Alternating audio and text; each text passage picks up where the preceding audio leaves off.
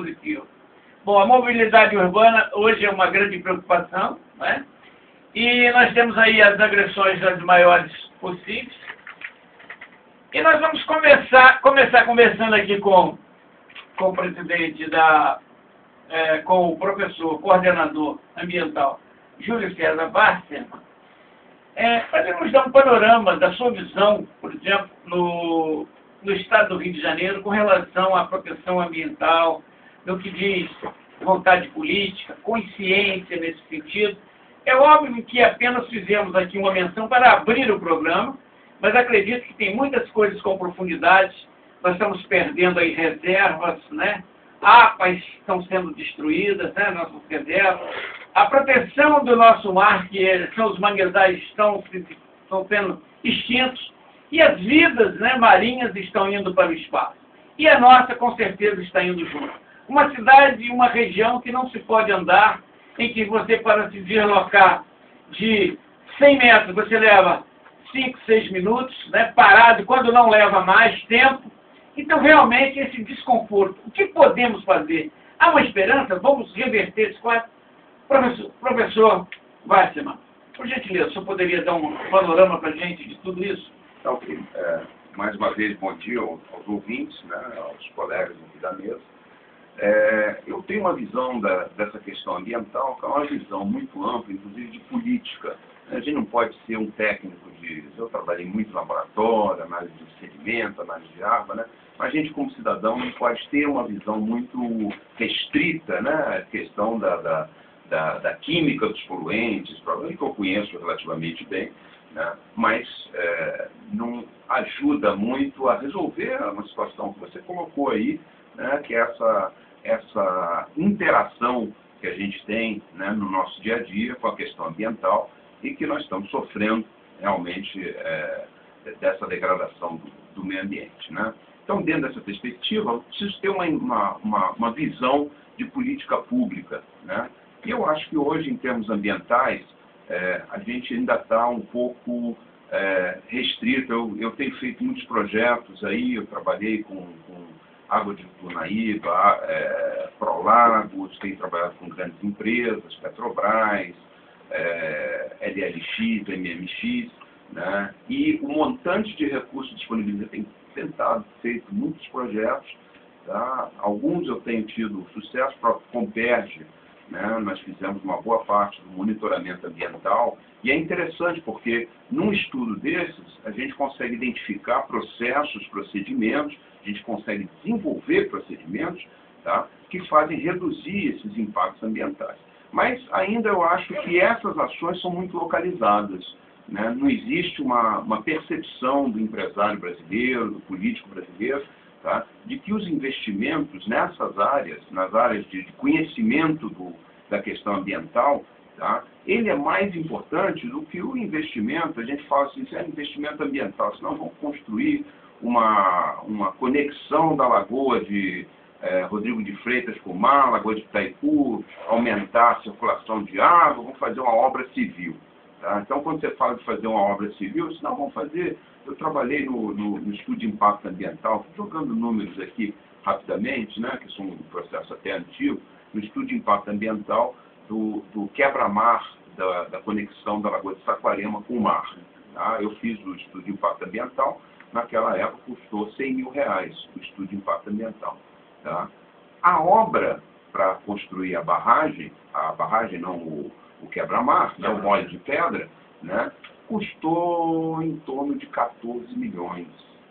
Tá? 14 milhões. Quer dizer, o estudo de impacto ambiental, ele gera o conhecimento para você fazer, bom, será que esse molho de pedra é efetivamente necessário? Tá? Ele que dá esse sustento a isso. Nós fizemos dentro de um contexto, R$100 mil, para fazer um estudo desse tipo é pouco.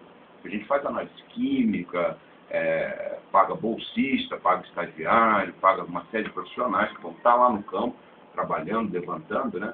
E é relativamente pouco, mas só é possível porque tem o respaldo da universidade.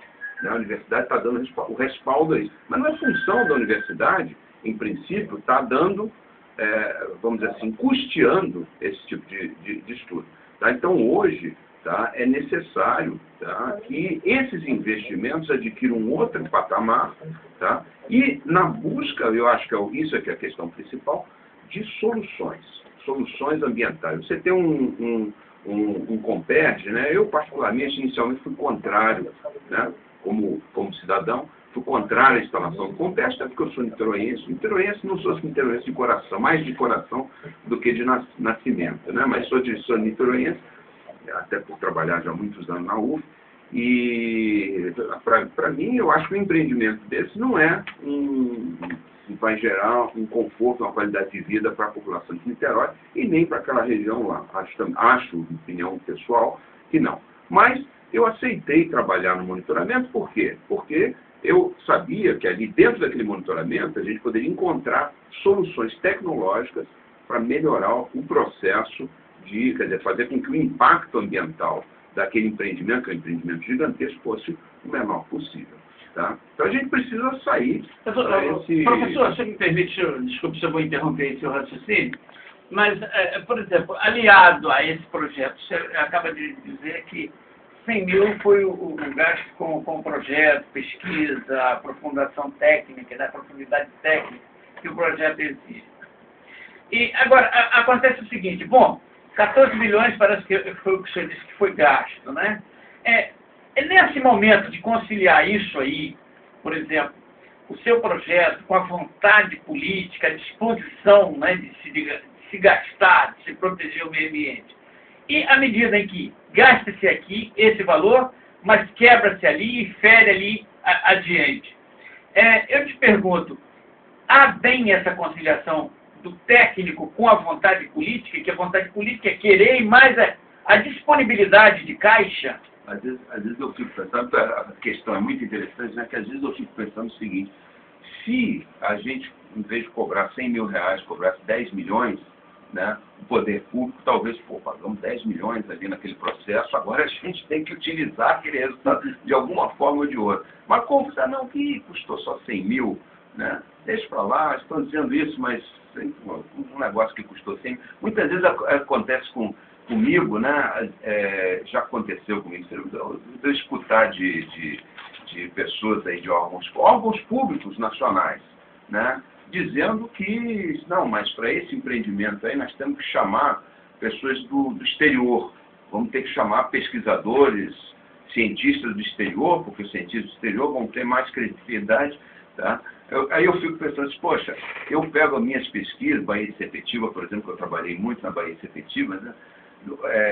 Tem um outro colega meu, Luiz Lacerda, que foi meu orientador e tudo, né, que trabalhou muito lá, é a pessoa que mais trabalhou, mais publicou artigos em periódicos internacionais, é mais reconhecido que qualquer pesquisador internacional, né? Então você vai chamar um pesquisador da Alemanha, da Noruega, dos Estados Unidos para fazer o que ali?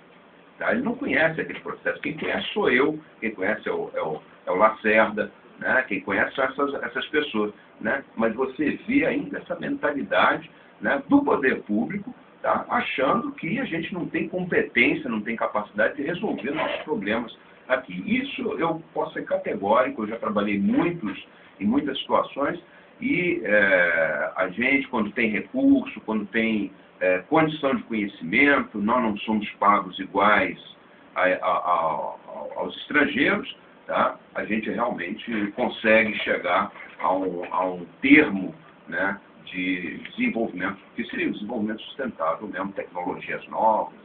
Tá certo. Bom, a gente vai rolando aqui agora.